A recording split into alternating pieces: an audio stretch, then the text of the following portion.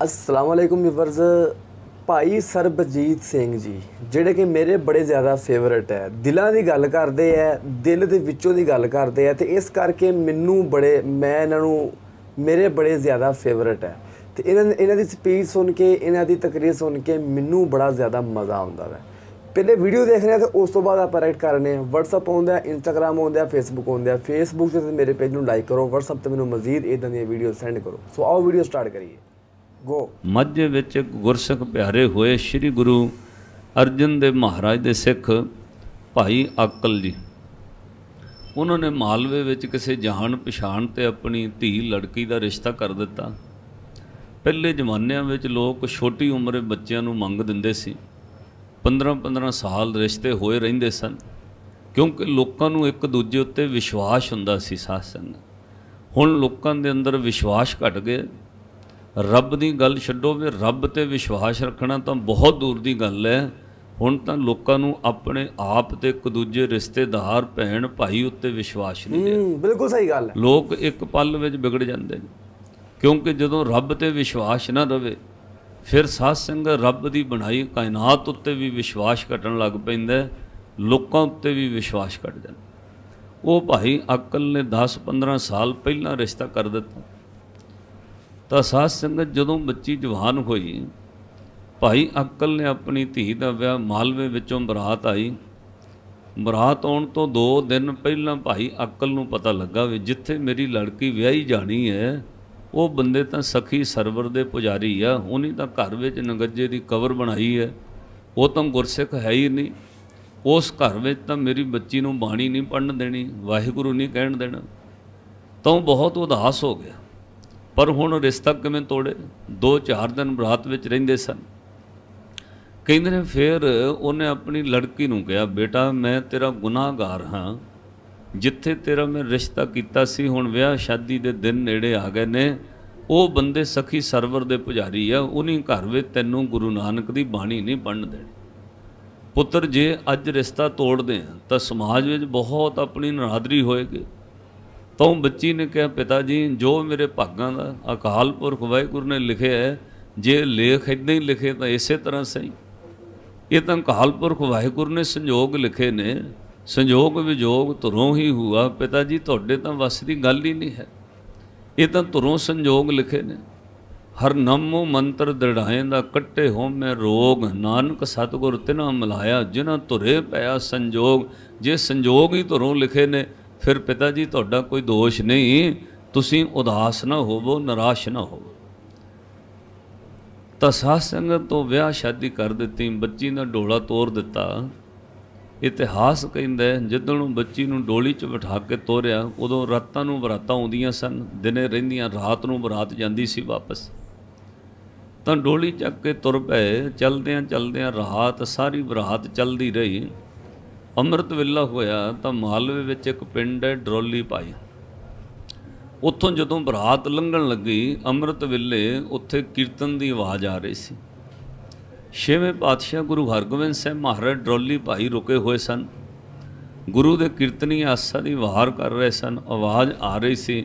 ਉਹ ਬੱਚੀ ਦੇ ਕੰਨਾਂ ਵਿੱਚ ਅੰਮ੍ਰਿਤ ਵੇਲਾ ਟਿਕਿਆ ਹੋਇਆ। ਉਦੋਂ ਸਾਧ ਸੰਗਤ ਵੇਖੋ, ਅੰਮ੍ਰਿਤ ਵੇਲੇ 3-4 ਵਜੇ ਤਾਂ ਤੁਹਾਨੂੰ ਇੱਕ ਪਿੰਡ ਦੀ ਆਵਾਜ਼ ਦੂਜੇ ਪਿੰਡ ਤੱਕ ਕੀਰਤਨ ਹੁੰਦਾ ਸੁਣਨਾ। ਤਾਂ ਜਦੋਂ ਕੰਨਾਂ ਵਿੱਚ ਆਵਾਜ਼ ਪਈ, ਡੋਲੀ ਵਿੱਚ ਬੈਠਿਆ ਉਹਨੇ ਡੋਲੀ ਰੋਕਣ ਵਾਸਤੇ ਕਿਹਾ, ਕੁਹਾਰਾ ਨੇ ਰੋਕ ਦਿੱਤੀ। ਉਹਨੇ ਆਪਣੇ ਘਰ ਵਾਲੇ ਭਾਈ ਸਾਧੂ ਨੂੰ ਕਿਹਾ, ਜੀ ਸਾਰੀ ਉਮਰ ਮੈਂ ਤੁਹਾਡਾ ਹੁਕਮ ਮੰਨਣਾ, ਕਿਉਂਕਿ ਤੁਹਾਡੇ ਨਾਲ ਮੇਰੀ ਵਿਆਹ ਸ਼ਾਦੀ ਹੋਈ ਹੈ, ਮੇਰੇ ਪਿਤਾ ਨੇ ਤੁਹਾਡੇ ਲੜ ਲਾਇਆ। ਇੱਕ ਮੇਰੀ ਬੇਨਤੀ ਹੈ, ਆਹ ਜਿੱਥੇ ਕੀਰਤਨ ਹੋ ਰਿਹਾ, ਥੋੜ੍ਹੀ ਦੇਰ ਇੱਕ ਘੜੀ ਮੈਨੂੰ ਸੰਗਤ ਵਿੱਚ ਜਾਣ ਦੀ ਆਗਿਆ ਹੋਵੇ ਤਾਂ ਨਾਲ ਚੱਲੋ, ਮੈਂ ਘੜੀ ਸੰਗਤ ਵਿੱਚ ਜਾਣਾ ਚਾਹੁੰਦਾ। ਤਾਂ ਉਹਦੇ ਘਰ ਵਾਲੇ ਨੇ ਕਿਹਾ, ਕੋਈ ਗੱਲ ਨਹੀਂ, ਨਾਲੇ ਬਰਾਤ ਥੋੜ੍ਹੀ ਦੇਰ ਵਿਸ਼ਰਾਮ ਕਰ ਲੈਗੀ। ਕੁਹਾਰ ਤੁਰ ਤੁਰ ਕੇ ਥੱਕ ਗਏ ਨੇ, ਕੁਹਾਰਾਂ ਨੂੰ ਰੋਕ ਦਿੱਤਾ। ਆਪ ਆਪਣੇ ਘਰ ਵਾਲੀ ਨੂੰ ਲੈ ਕੇ ਭਾਈ ਸਾਧੂ ਤੇ ਉਹਦੇ ਘਰ ਵਾਲੀ ਨਵੀਂ ਵਿਆਹੀ ਜੋੜੀ ਜਾ ਕੇ 6ਵੇਂ ਪਾਤਸ਼ਾਹ ਦੇ ਦਰਬਾਰ, ਜਿੱਥੇ ਸੜਕ ਉੱਤੇ ਦਰੀਆਂ ਵਿਛੀਆਂ ਕੀਰਤਨ ਹੋ ਰਿਹਾ ਸੀ, ਸੰਗਤ ਬੈਠੀ ਹੈ, ਦੋਵਾਂ ਜੀਆਂ ਨੇ ਜਾ ਕੇ ਮੱਥਾ ਟੇਕ ਦਿੱਤਾ। ਸ਼੍ਰੀ ਗੁਰੂ ਹਰਗੋਬਿੰਦ ਸਾਹਿਬ ਮਹਾਰਾਜ ਕੀਰਤਨ ਸਰਵਣ ਕਰ ਰਹੇ ਸੀ। ਪਾਤਸ਼ਾਹ ਨੇ ਅਚਾਨਕ ਨੇਤਰ ਖੋਲ੍ਹੇ, ਸਾਹਮਣੇ ਵੇਖਿਆ ਨਵਾਂ ਵਿਆਹਿਆ ਜੋੜਾ ਬੈਠਾ। ਤਾਂ ਉਹਨਾਂ ਦੇ ਵਸਤਰਾਂ ਤੋਂ ਪਤਾ ਲੱਗਦਾ ਨਵੀਂ ਵਿਆਹੀ ਜੋੜੀ ਹੈ। ਭਾਈ ਸਾਧੂ ਤੇ ਉਹਦੇ ਘਰ ਵਾਲੀ ਛੇਵੇਂ ਪਾਤਸ਼ਾਹ ਨੇ ਜਦੋਂ ਸ਼ਬਦ ਸਮਾਪਤ ਹੋਇਆ, ਕੀਰਤਨੀਆਂ ਨੂੰ ਰੋਕ ਕੇ ਹਜ਼ੂਰ ਨੇ ਬੜੇ ਪਿਆਰ ਨਾਲ ਪੁੱਛਿਆ, ਬੇਟਾ ਕਿੱਥੋਂ ਆਏ ਹੋ ਤੁਸੀਂ? ਤਾਂ ਉਹ ਨਵਾਂ ਵਿਆਹਿਆ ਜੋੜਾ ਭਾਈ ਸਾਧੂ ਤੇ ਉਹਦੇ ਘਰ ਵਾਲੀ, ਉਹਨਾਂ ਉੱਠ ਕੇ ਮੱਥਾ ਟੇਕਿਆ, ਮਹਾਰਾਜ ਮੈਂ ਮਾਝੇ ਤੋਂ ਹਾਂ, ਇੱਧਰ ਤੋਂ ਮਾਲਵੇ ਵਿੱਚ ਮੇਰਾ ਵਿਆਹ ਹੋਇਆ, ਇਹ ਮੇਰੇ ਘਰ ਵਾਲਾ ਸਿਰ ਦਾ ਸਾਈਂ ਹੈ। ਡੋਲੀ ਜਾ ਰਹੀ ਸੀ, ਕੀਰਤਨ ਦੀ ਆਵਾਜ਼ ਕੰਨਾਂ ਵਿੱਚ ਪਈ, ਮਹਾਰਾਜ ਸੰਗਤ ਵਿੱਚ ਆ ਗਏ। ਛੇਵੇਂ ਪਾਤਸ਼ਾਹ ਬੜੇ ਪ੍ਰਸੰਨ ਹੋਏ, ਸਤਿਗੁਰਾਂ ਬਚਨ ਕਿਹਾ, ਬੇਟਾ ਮੰਗੋ ਕੀ ਚਾਹੀਦਾ। 2 ਦਿਨ ਸਿੱਖ ਦੀ ਜ਼ਿੰਦਗੀ ਵਿੱਚ ਐਸੇ ਆਉਂਦੇ ਨੇ ਜਿੱਦਣ ਉਹ ਜੋ ਮੰਗ ਲੈ ਗੁਰੂ ਨੂੰ ਦੇਣਾ ਪੈਂਦਾ। ਇੱਕ ਉਹ ਦਿਨ ਜਿੱਦਣ ਕੋਈ 4 ਲਾਵਾਂ ਗੁਰੂ ਗ੍ਰੰਥ ਸਾਹਿਬ ਮਹਾਰਾਜ ਦੀ ਹਜ਼ੂਰੀ ਵਿੱਚ ਭਾਵਨਾ ਨਾਲ ਲੈਂਦਾ, ਤੇ ਇੱਕ ਉਹ ਦਿਨ ਜਿੱਦਣ ਕੋਈ ਗੁਰੂ ਦੀ ਦਾਤ ਖੰਡੇ ਵਾਟੇ ਦੀ ਪੌਲ ਅੰਮ੍ਰਿਤ ਛਕਦਾ। ਕਹਿੰਦੇ ਨੇ ਜਦੋਂ ਪਾਤਸ਼ਾਹ ਨੇ ਖੁਸ਼ ਹੋ ਕੇ ਕਿਹਾ, ਮੰਗੋ ਬੇਟਾ ਕੀ ਚਾਹੀਦਾ, ਤਾਂ ਉਸ ਬੀਬੀ ਨੇ ਹੱਥ ਜੋੜ ਕੇ ਕਿਹਾ, ਸੱਚੇ ਪਾਤਸ਼ਾਹ ਮਾਨਸ ਜਨਮ ਦਿੱਤਾ, ਇਹ ਸਭ ਤੋਂ ਵੱਡੀ ਬਖਸ਼ਿਸ਼ ਹੈ। ਹੁਣ ਇੱਕ ਕਿਰਪਾ ਕਰਿਓ ਮਹਾਰਾਜ, ਮੇਰੇ ਘਰ ਪਰਿਵਾਰ ਵੰਸ਼ ਵਿੱਚ ਆਪਣੀ ਸਿੱਖੀ ਬਖਸ਼ ਦਿਓ, ਹੋਰ ਨਹੀਂ ਕੁਝ ਚਾਹੀਦਾ। ਮਹਾਰਾਜ ਜਿਸ ਘਰ ਵਿੱਚ ਮੈਂ ਜਾ ਰਹੀ ਹਾਂ, ਪਰਿਵਾਰ ਵਿੱਚ ਆਪਣੀ ਸਿੱਖੀ ਬਖਸ਼ ਦਿਓ, ਮੇਰੀ ਵੰਸ਼ ਵਿੱਚ ਸਿੱਖੀ ਬਖਸ਼ ਦਿਓ ਮਹਾਰਾਜ, ਹੋਰ ਨਹੀਂ ਕੁਝ ਚਾਹੀਦਾ। ਛੇਵੇਂ ਪਾਤਸ਼ਾਹ ਨੇ ਨਵ ਵਿਆਹੀ ਜੋੜੀ ਨੂੰ ਅਸੀਸ ਦਿੱਤੀ। ਫਿਰ ਪਾਤਸ਼ਾਹ ਨੇ ਬਚਨ ਕਹਿ, ਧੀਏ ਜਾ ਬੇਟਾ, ਤੇਰੀ ਕੁੱਲ ਵਿੱਚ ਸਿੱਖੀ ਚਾਂਦੀ ਦੀ ਤਰ੍ਹਾਂ ਚਮਕੇਗੀ। ਉਸ ਵਕਤ ਗਹਿਣੇ ਚਾਂਦੀ ਦੇ ਮਸ਼ਹੂਰ ਹੁੰਦੇ ਸਨ, ਬਾਅਦ ਵਿੱਚ ਲੋਕ ਗਹਿਣੇ ਹੁਣ ਸੋਨੇ ਦੇ ਪਾਉਣ ਲੱਗੇ। ਅੱਜ ਤੋਂ ਸਾਧ ਸੰਗਤ 3-4 ਸਦੀਆਂ ਪਹਿਲਾਂ ਲੋਕ ਚਾਂਦੀ ਦੇ ਗਹਿਣੇ ਪਾਉਂਦੇ ਸੀ। ਤਾਂ ਜਦੋਂ ਮਹਾਰਾਜ ਨੇ ਕਿਹਾ ਚਾਂਦੀ ਦੀ ਤਰ੍ਹਾਂ ਸਿੱਖੀ ਚਮਕੇਗੀ, ਪਾਤਸ਼ਾਹ ਨੇ ਇੰਨਾ ਬਚਨ ਕਿਹਾ, ਅਸੀਸ ਦਿੱਤੀ, ਉਹ ਦੋਵੇਂ ਜੀ ਚਲੇ ਗਏ। ਕਹਿੰਦੇ ਨੇ ਜਾ ਕੇ ਭਾਈ ਸਾਧੂ ਦਾ ਮਨ ਬਦਲ ਗਿਆ, ਆਪਣੇ ਆਪ ਆਪਣੇ ਘਰ ਵਾਲੀ ਦੇ ਮਗਰ ਲੱਗ ਕੇ ਉਹ ਵੀ ਸਵੇਰੇ ਉੱਠ ਕੇ ਬਾਣੀ ਪੜ੍ਹਨ ਲੱਗ ਪਿਆ, ਹਰ ਰੋਜ਼ ਘਰ ਵਿੱਚ ਜਪਜੀ ਸਾਹਿਬ ਪੜ੍ਹਨ ਲੱਗ ਪਏ। ਐਸੀ ਕਿਰਪਾ ਹੋਈ, 1 ਸਾਲ ਬਾਅਦ ਉਹਨਾਂ ਦੇ ਘਰ ਪੁੱਤਰ ਹੋਇਆ। ਜਦੋਂ ਪੁੱਤਰ ਹੋਇਆ ਤਾਂ ਸਾਧ ਸੰਗਤ ਤੋਂ ਫਿਰ ਮਹਾਰਾਜ ਦੇ ਦਰਸ਼ਨ ਕਰਨ ਆਏ ਸਾਲ ਬਾਅਦ। ਛੇਵੇਂ ਪਾਤਸ਼ਾਹ ਨੂੰ ਲੱਭਦਿਆਂ ਪਾਤਸ਼ਾਹ ਦੇ ਦਰਸ਼ਨ ਕਰਨ ਵਾਸਤੇ ਪਹੁੰਚ ਗਏ ਅੰਮ੍ਰਿਤਸਰ। ਸਤਿਗੁਰੂ ਗੁਰੂ ਹਰਗੋਬਿੰਦ ਸਾਹਿਬ ਮਹਾਰਾਜ ਨੂੰ ਮੱਥਾ ਟੇਕਿਆ, ਪੈਰਾਂ ਵਿੱਚ ਨਵਾਂ ਜਨਮਿਆ ਪੁੱਤਰ ਬੱਚਾ ਰੱਖਿਆ। ਮਹਾਰਾਜ ਤੁਸੀਂ ਕਿਰਪਾ ਕੀਤੀ ਹੈ, ਔਲਾਦ ਬਖਸ਼ੀ ਹੈ, ਪੁੱਤਰ ਬਖਸ਼ਿਆ ਹੈ, ਮਹਾਰਾਜ ਕਿਰਪਾ ਕਰਕੇ ਇਹਦਾ ਨਾਮ ਰੱਖ ਦਿਓ। ਸਤਿਗੁਰੂ ਗੁਰੂ ਹਰਗੋਬਿੰਦ ਸਾਹਿਬ ਮਹਾਰਾਜ ਮੁਸਕਰਾ ਕੇ ਪਿਆਰ ਨਾਲ ਆਪਣੇ ਹੱਥਾਂ ਵਿੱਚ ਉਹ ਬੱਚੇ ਨੂੰ ਲੈ ਕੇ ਬੋਲੇ। ਪਾਤਸ਼ਾਹ ਕਹਿਣ ਲੱਗੇ, ਧੀਏ ਨਾਮ ਤਾਂ ਅਸੀਂ ਬੇਟਾ ਉਸੇ ਦਿਨ ਰੱਖ ਦਿੱਤਾ ਸੀ ਜਿੱਦਣ ਤੁਸੀਂ ਪਹਿਲੀ ਵਾਰ ਆਏ ਸੀ। ਮਹਾਰਾਜ ਉਸੇ ਦਿਨ ਰੱਖ ਦਿੱਤਾ ਸੀ। ਸਤਿਗੁਰੂ ਬੋਲੇ, ਜਿੱਦਣ ਪਹਿਲੇ ਦਿਨ ਤੁਸੀਂ ਨਵ ਵਿਆਹਿਆ ਜੋੜਾ ਆਏ ਸੀ, ਉਦਣ ਕੀ ਬਚਨ ਹੋਇਆ ਸੀ? ਕਹਿੰਦੇ ਮਹਾਰਾਜ ਜੀ ਅਸੀਂ ਕਿਹਾ ਸੀ ਪਰਿਵਾਰ ਵਿੱਚ ਸਿੱਖੀ ਬਖਸ਼ ਦਿਓ, ਤੇ ਤੁਸੀਂ ਬਚਨ ਕਿਹਾ ਸੀ ਤੁਹਾਡੀ ਵੰਸ਼ ਵਿੱਚ ਸਿੱਖੀ ਚਾਂਦੀ ਦੀ ਤਰ੍ਹਾਂ ਚਮਕੇਗੀ। ਮਹਾਰਾਜ ਨਾਮ ਕਿਵੇਂ ਰੱਖ ਦਿੱਤਾ? ਪਾਤਸ਼ਾਹ ਨੇ ਕਿਹਾ, ਬੇਟਾ ਇਹ ਬੱਚਾ ਹੁਣ ਤੁਹਾਡੇ ਪਰਿਵਾਰ ਵਿੱਚ ਸਿੱਖੀ ਦੀ ਚਮਕ ਲਿਆਏਗਾ, ਨਾਮ ਉਸੇ ਦਿਨ ਰੱਖ ਦਿੱਤਾ ਸੀ, ਇਹਦਾ ਨਾਮ ਹੁਣ ਰੱਖ ਦਿਓ ਭਾਈ ਰੂਪਾ। ਰੂਪੇ ਦਾ ਅਰਥ ਵੀ ਚਾਂਦੀ ਹੁੰਦਾ। ਜਦੋਂ ਤੁਸੀਂ ਮਹਾਨ ਕੋਸ਼ ਵਿੱਚ ਅਰਥ ਪੜੋਗੇ ਡਿਕਸ਼ਨਰੀ ਵਿੱਚ ਜਾ ਕੇ, ਤਾਂ ਉੱਥੇ ਰੂਪਾ ਦਾ ਅਰਥ ਵੀ ਚਾਂਦੀ ਹੈ। ਅਨੇਕਾਂ ਸ਼ਬਦ ਮਹਾਰਾਜ ਜੀ ਨੇ ਬਾਣੀ ਅੰਦਰ ਰੂਪਾ ਸ਼ਬਦ ਵਰਤਿਆ, ਉਹਦਾ ਅਰਥ ਚਾਂਦੀ। ਜਦੋਂ ਸੱਚੇ ਪਾਤਸ਼ਾਹ ਨੇ ਕਿਹਾ ਇਹਦਾ ਨਾਮ ਭਾਈ ਰੂਪਾ ਰੱਖ ਦਿਓ, ਰੂਪਾ ਦਾ ਅਰਥ ਚਾਂਦੀ, ਤੁਹਾਡੇ ਪਰਿਵਾਰ ਵਿੱਚ ਚਾਂਦੀ ਦੀ ਤਰ੍ਹਾਂ ਸਿੱਖੀ ਚਮਕਾਂ ਮਾਰੇਗੀ। ਸਾਧ ਸੰਗਤ ਫਿਰ ਉਹਨੇ ਆਪਣੇ ਬੱਚੇ ਦਾ ਨਾਮ ਭਾਈ ਰੂਪਾ ਰੱਖ ਦਿੱਤਾ। ਜਦੋਂ 7-8 ਸਾਲ ਗੁਜ਼ਰ ਗਏ, ਗੁਰੂ ਦੀ ਬਾਣੀ ਪੜ੍ਹਦਿਆਂ ਛੇਵੇਂ ਪਾਤਸ਼ਾਹ ਨੇ ਫਿਰ ਦਰਸ਼ਨ ਦਿੱਤੇ। ਜਦੋਂ ਪਾਤਸ਼ਾਹ ਨੇ ਭਾਈ ਡਰੋਲੀ ਤੋਂ ਉੱਥੇ ਸਮਾਧ ਭਾਈ ਗਏ, ਤਾਂ ਉੱਥੇ ਇਤਿਹਾਸ ਲਿਖਿਆ ਹੋਇਆ, ਪਾਤਸ਼ਾਹ ਨੇ ਦੋਵਾਂ ਪਿਓ ਪੁੱਤਰਾਂ ਨੂੰ ਇੱਕ ਲੱਕੜ, ਵੱਡੀਆਂ ਹੋਈਆਂ ਲੱਕੜਾਂ ਸੀ, ਇੱਕ ਲੱਕੜ ਚੁੱਕ ਕੇ ਦਿੱਤੀ, ਲੈ ਬੇਟਾ ਸੂਰਜ ਡੁੱਬਣ ਤੱਕ ਜਿੱਥੇ ਜਾ ਕੇ ਗੱਡ ਦਿਓਗੇ ਉੱਥੋਂ ਤੱਕ ਤੁਹਾਡੀ ਕੁੱਲ ਦਾ ਰਾਜ ਹੋਏਗਾ, ਤੁਹਾਡੀ ਵੰਸ਼ ਦਾ ਰਾਜ ਹੋਏਗਾ। ਦੋਵਾਂ ਪਿਓ ਪੁੱਤਰਾਂ ਨੇ 7-8 ਸਾਲ ਦਾ ਉਹ ਬੱਚਾ ਭਾਈ ਰੂਪਾ ਤੇ ਉਹਦਾ ਪਿਓ ਭਾਈ ਸਾਧੂ, ਉਹ ਹੱਥ ਵਿੱਚ ਇਸ ਤਰ੍ਹਾਂ ਮੋੜੀ ਲਈ, ਮਹਾਰਾਜ ਦਾ ਦਿੱਤਾ ਹੋਇਆ ਉਹ ਡੰਡਾ ਲਿਆ। ਕਹਿੰਦੇ ਨੇ ਉਹ ਵੱਡੀ ਹੋਈ ਲੱਕੜ ਮੋੜੀ ਪਾਤਸ਼ਾਹ ਦੇ ਚਰਨਾਂ ਵਿੱਚ ਰੱਖ ਕੇ ਕਿਹਾ, ਮਹਾਰਾਜ ਤੁਹਾਡੇ ਚਰਨਾਂ ਤੋਂ ਸਿਵਾਏ ਸਾਨੂੰ ਕੋਈ ਰਾਜ ਨਹੀਂ ਚਾਹੀਦਾ, ਰਾਜ ਨਾ ਚਾਹੂੰ ਮੁਕਤ ਨਾ ਚਾਹੂੰ ਮਨ ਪ੍ਰੀਤ ਚਰਨ ਕਮਲਾਰੇ। ਉਦਣ ਛੇਵੇਂ ਪਾਤਸ਼ਾਹ ਨੇ ਬਚਨ ਕਹੇ, ਕਹਿੰਦੇ ਸਾਧ ਸ਼ਾਬਾਸ਼ ਭਾਈ ਰੂਪੇ, ਤੁਸੀਂ ਸਿੱਖੀ ਗੁਰੂ ਨਾਨਕ ਦੀ ਮੰਗ ਲਈ, ਜਾਂ ਤੁਹਾਡਾ ਨਾਮ ਰਹੇਗਾ ਇਸ ਧਰਤੀ ਤੇ, ਜਿੱਥੋਂ ਤੱਕ ਨਜ਼ਰ ਜਾਂਦੀ ਹੈ ਤੇਰੀ ਕੁੱਲ ਵੰਸ਼ ਦਾ ਨਾਮ ਚਮਕੇਗਾ। ਅੱਜ ਜਦੋਂ ਤੁਸੀਂ ਮਾਲਵੇ ਵਿੱਚ ਮੋਗਾ ਲੰਘੋਗੇ ਨਾ, ਤਾਂ ਸਾਧ ਸੰਗਤ ਇੱਕ ਪਿੰਡ ਨਹੀਂ, 27 ਤੋਂ ਵੱਧ ਪਿੰਡ ਉਹਨਾਂ ਦੀ ਕੁੱਲ ਵੰਸ਼ ਦੇ ਨਾਮ ਉੱਤੇ ਵਸੇ ਹੋਏ ਆ।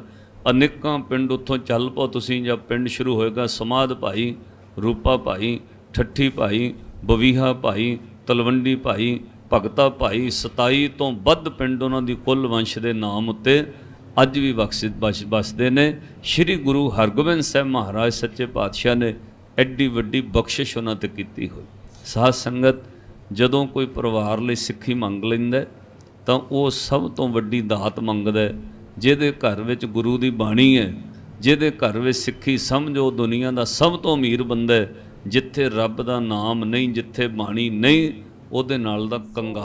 ਇਹ ਸੀ ਅੱਜ ਦੀ ਵੀਡੀਓ। ਗੁਰੂ ਹਰਗੋਬਿੰਦ ਸਿੰਘ ਜੀ ਦੀ ਕੁਝ ਸਟੋਰੀ ਸੁਣਾਉਂਦੇ ਸੀ। ਇਹਨਾਂ ਦੀ ਮੈਨੂੰ ਸਟੋਰੀ ਸੁਣ ਕੇ, ਇਹਨਾਂ ਦਾ ਮੈਨੂੰ ਮਤਲਬ ਕਿ ਇਕੱਠਾ ਸੁਣ ਕੇ ਪਤਾ ਚੱਲਿਆ ਕਿ ਗੁਰੂ ਹਰਗੋਬਿੰਦ ਸਿੰਘ ਜੀ 6ਵੇਂ ਗੁਰੂ ਹੈ। ਪਹਿਲੇ ਮੈਨੂੰ ਨਹੀਂ ਸੀ ਪਤਾ, ਲੇਕਿਨ ਹੁਣ ਮੈਨੂੰ ਪਤਾ ਚੱਲਿਆ ਗੁਰੂ 6ਵੇਂ ਗੁਰੂ ਹੈ ਸਿੱਖਾਂ ਦੇ। ਤੇ ਅੱਛਾ, ਇੱਕ ਹੋਰ ਚੀਜ਼ ਕਿ ਜਦੋਂ ਉਹਨਾਂ ਨੇ ਕਿਹਾ ਨਾ, ਜਦੋਂ ਗੁਰੂ ਸਾਹਿਬ ਨੇ ਪੁੱਛਿਆ ਵੈ ਕਿ ਤੁਹਾਨੂੰ ਕੀ ਚਾਹੀਦਾ, ਮੰਗਣਾ ਮੰਗੋ, ਤੁਹਾਨੂੰ ਕੀ ਚਾਹੀਦਾ। ਦੁਲਹਨ ਨੂੰ ਤੇ ਦੁਲਹੇ ਨੂੰ ਪੁੱਛਿਆ ਵੈ ਕਿ ਤੁਸੀਂ ਮੰਗਣਾ ਚਾਹੋ, ਤੁਸੀਂ ਹੁਣੇ ਮੰਗੋ, ਜੋ ਮੰਗਣਾ ਮੰਗ ਲਓ, ਤੁਹਾਨੂੰ ਮਿਲ ਜਾਏਗਾ। ਲੇਕਿਨ ਕਿਆ ਬਾਤ ਹੈ, ਉਹਨਾਂ ਨੇ ਕਿਹਾ ਕਿ ਸਾਨੂੰ ਸਿਰਫ ਸਿੱਖੀ ਚਾਹੀਦੀ ਹੈ, ਹੋਰ ਸਾਨੂੰ ਕੋਈ ਚੀਜ਼ ਨਹੀਂ ਚਾਹੀਦੀ। ਮਤਲਬ ਇਹ ਹੈ ਕਿ ਉਹਨਾਂ ਨੂੰ ਪਤਾ ਸੀਗਾ ਕਿ ਸਭ ਤੋਂ ਦੁਨੀਆ ਤੋਂ ਸਭ ਤੋਂ ਅਫਜ਼ਲ, ਸਭ ਤੋਂ ਅੱਛੀ ਚੀਜ਼ ਜਿਹੜੀ ਹੈ ਉਹ ਸਿੱਖੀ ਹੈ। ਉਹ ਸਿੱਖੀ ਦੇ ਵਿੱਚ ਕੀ ਹੈ ਕਿ ਇੱਕ ਅੱਲਾਹ ਤਾਲਾ ਨੂੰ, ਇੱਕ ਵਾਹਿਗੁਰੂ ਨੂੰ ਮੰਨਣਾ, ਹੋਰ ਕਿਸੇ ਦੀ ਕੋਈ ਇਬਾਦਤ ਨਹੀਂ ਕਰਨੀ, ਕਿਸੇ ਦੇ ਇੱਕ ਓਂਕਾਰ। ਜੋ ਮੈਂ ਆਪਣੀ ਮੁਸਲਮਾਨੀ ਦੀ ਨਜ਼ਰ ਵਿੱਚ ਸਮਝਿਆ ਮੈਂ ਵਹੀ ਹੈ, ਇੱਕ ਓਂਕਾਰ, ਬਸ ਇਹੀ ਹੈ, ਉਸ ਤੋਂ ਇਲਾਵਾ ਹੋਰ ਕੋਈ ਨਹੀਂ ਹੈ। ਤੇ ਉਹਨਾਂ ਨੇ ਕਿਹਾ ਸਾਨੂੰ ਸਿਰਫ ਸਿੱਖੀ ਚਾਹੀਦੀ ਹੈ ਕਿ ਅਸੀਂ ਸਾਰੀ ਉਮਰ ਸਿੱਖਦੇ ਰਵਾਂਗੇ। ਤੇ ਕਿਆ ਬਾਤ ਹੈ। ਹਾਲਾਂਕਿ ਹੋਰ ਵੀ ਕੁਝ ਮੰਗ ਸਕਦੇ ਸੀ ਤੇ ਗੁਰੂ ਸਾਹਿਬ ਨੇ ਦੇ ਸਕਦੇ ਸੀ ਉਹਨਾਂ ਨੂੰ, ਲੇਕਿਨ ਉਹਨਾਂ ਨੇ ਮੰਗਿਆ ਹੀ ਸਿੱਖੀ ਨੂੰ ਹੈ। ਤੇ ਇਹ ਚੀਜ਼ ਹੈ ਕਿ ਇਹਨਾਂ ਦੀ ਸੁਣ ਕੇ ਮੈਨੂੰ ਵੀ ਇਹੀ ਲੱਗਦਾ ਕਿ ਯਾਰ ਸਾਨੂੰ ਵੀ ਅੱਜ ਇਹੀ ਚੀਜ਼ ਮੰਗਣਾ ਚਾਹੀਦਾ ਵਾ। ਸਾਨੂੰ ਵੀ ਜਿਹੜਾ ਹੁੰਦਾ ਨਾ ਮਜ਼ਹਬ ਮੰਗਣਾ ਚਾਹੀਦਾ। ਅੱਜ ਅਗਰ ਅਸੀਂ ਅੱਜ ਕਾਮਯਾਬ ਚਾਹੁੰਦੇ ਹਾਂ ਨਾ, ਸਾਨੂੰ ਕੋਈ ਹੋਰ ਚੀਜ਼ ਨਹੀਂ ਮੰਗਣੀ ਚਾਹੀਦੀ। ਆਕਾਰ ਦੇ ਦੇਵੋ, ਆ ਪਹਾੜੀਆਂ ਦੇ ਦੇਵੋ, ਆ ਮਕਾਨ ਦੇ ਦੇਵੋ, ਆ ਜਨਾਬੇ ਵਾਲਾ ਬੈਂਕ ਦੇ ਦਿਓ, ਆ ਪੈਸੇ ਦੇ ਦਿਓ, ਇਹ ਚੀਜ਼ਾਂ ਦੇ ਨਾਲ ਕਾਮਯਾਬੀ ਨਹੀਂ ਹੈ। ਗੁਰੂ ਹਰਗੋਬਿੰਦ ਸਿੰਘ ਜੀ ਨੇ ਇੱਕ ਸਬਕ ਦੇ ਦਿੱਤਾ, ਇੱਕ ਉਹਨਾਂ ਨੇ ਦੁਨੀਆ ਨੂੰ ਦੱਸ ਦਿੱਤਾ ਕਿ ਇਹ ਕਾਮਯਾਬੀ ਨਹੀਂ ਹੈ। ਕਾਮਯਾਬੀ ਇਹੀ ਹੈ, ਇੱਕ ਓਂਕਾਰ, ਇਸ ਤੋਂ ਹੋਰ ਕੋਈ ਕਾਮਯਾਬੀ ਨਹੀਂ ਹੈ। ਜਦੋਂ ਆਪਾਂ ਉਸ ਮਾਲਕ ਨੂੰ, ਉਸ ਵਾਹਿਗੁਰੂ ਨੂੰ ਜਦੋਂ ਆਪਾਂ ਇੱਕ ਮੰਨਾਂਗੇ ਨਾ, ਫਿਰ ਸਾਨੂੰ ਹਰ ਚੀਜ਼, ਫਿਰ ਸਾਨੂੰ ਅਗਰ ਦੁੱਖ ਆਏਗਾ, ਦੁੱਖ ਵੀ ਸਾਨੂੰ ਅੱਛਾ ਲੱਗੇਗਾ। ਅਗਰ ਸਾਨੂੰ ਅੱਛਾਈ ਆਏਗੀ, ਅੱਛਾਈ ਵੀ ਅੱਛੀ ਹੀ ਲੱਗੇਗੀ। ਤੇ ਇਹ ਇਸ ਵਾਸਤੇ ਗੁਰੂ ਸਾਹਿਬ ਦਾ ਜਿਹੜਾ ਪੈਗਾਮ ਹੈ, ਜੋ ਮੈਂ ਆਪਣੀ ਮੁਸਲਮਾਨੀਅਤ ਦੀ ਨਜ਼ਰ ਵਿੱਚ ਸਮਝਿਆ ਮੈਂ। ਤੇ ਬਾਕੀ ਭਾਈ ਸਰਬਜੀਤ ਸਿੰਘ ਮੇਰੇ ਬੜੇ ਜ਼ਿਆਦਾ ਫੇਵਰਟ ਹੈ। ਇਹਨਾਂ ਦੀ ਮੈਂ ਪਤਾ ਨਹੀਂ ਕਿੰਨੀਆਂ ਸਪੀਚਾਂ ਮੈਂ ਸੁਣਦਾ ਹੀ ਰਹਿੰਦਾ ਵਾ, ਇਕੱਠਾ ਇਹਨਾਂ ਦੀ ਸੁਣਦਾ ਹੀ ਰਹਿੰਦਾ ਵਾ। ਤੇ ਸੁਣ ਕੇ ਮੈਨੂੰ ਬੜਾ ਜ਼ਿਆਦਾ ਮਜ਼ਾ ਆਉਂਦਾ। ਕਈ ਦਫਾ ਇਸ ਤਰ੍ਹਾਂ ਹੁੰਦਾ ਵਾ, ਮੈਂ ਤੇ ਕਹਾਂਗਾ ਹਰ ਬੰਦੇ ਨੂੰ ਹਫ਼ਤੇ ਵਿੱਚ ਇੱਕ ਦਫਾ ਲਾਜ਼ਮੀ ਸੁਣਨਾ ਚਾਹੀਦਾ। ਉਹਦੀ ਵਜ੍ਹਾ ਇਹ ਹੈ ਕਿ ਭਾਈ ਸਰਬਜੀਤ ਸਿੰਘ ਨੂੰ ਸੁਣਨ ਦੇ ਨਾਲ ਬੰਦੇ ਦਾ ਦਿਲ ਅੰਦਰੋਂ ਧੁਲਦਾ ਵਾ, ਅੰਦਰੋਂ ਸਾਫ਼ ਹੁੰਦਾ ਵਾ। ਮਤਲਬ ਕਿ ਚੰਗਿਆਂ ਬੰਦਿਆਂ ਦੀ ਗੱਲ ਸੁਣੋ, ਚੰਗੀ ਮੱਤ, ਮੰਦਿਆਂ ਕੋਲ ਬਵੋ ਤੇ ਮੰਦੀ ਮੱਤ। ਮਤਲਬ ਕਿ ਇਹ ਇੱਕ ਅੱਛੇ ਇਨਸਾਨ ਹੈ, ਨੇਕ ਇਨਸਾਨ ਹੈ। ਆਪਾਂ ਇਹਨਾਂ ਦੀ ਗੱਲਾਂ ਸੁਣਾਂਗੇ ਤੇ ਅੱਛੀਆਂ ਗੱਲਾਂ ਪੈਣਗੀਆਂ। ਸਾਡੀ ਬੜੀ ਦਫਾ ਇਸ ਤਰ੍ਹਾਂ ਹੁੰਦਾ ਕਿ ਬੜੀਆਂ ਨਜ਼ਰਾਂ ਤੋਂ, ਬੜੇ ਬੁਰੇ ਕੰਮਾਂ ਸਾਡਾ ਧਿਆਨ ਹਟ ਜਾਂਦਾ ਇਹਨਾਂ ਦੀ ਸਪੀਚ, ਇਹਨਾਂ ਦਾ ਇਕੱਠਾ ਸੁਣ ਕੇ। ਤੇ ਸੋ ਵੀ ਮੇਰੀ ਇੱਕ ਆਪਣੀ ਰਾਏ ਸੀ, ਮੇਰਾ ਇੱਕ ਆਪਣਾ ਖਿਆਲ ਸੀ ਵੀ ਤੁਹਾਡੀ ਕੀ ਰਾਏ ਹੈ, ਤੁਹਾਡਾ ਇਹ ਖਿਆਲ ਤੁਸੀਂ ਥੱਲੇ ਕਮੈਂਟ ਬਾਕਸ ਵਿੱਚ ਲਾਜ਼ਮੀ ਦੱਸੋ। ਇਹ ਸੀ ਅੱਜ ਦੀ ਵੀਡੀਓ। ਮਿਲਾਂਗੇ ਤੁਹਾਨੂੰ ਅਗਲੀ ਵੀਡੀਓ ਵਾਸਤੇ। ਇਜਾਜ਼ਤ ਚਾਹੁੰਦੇ ਹਾਂ। ਅੱਲਾ ਹਾਫਿਜ਼।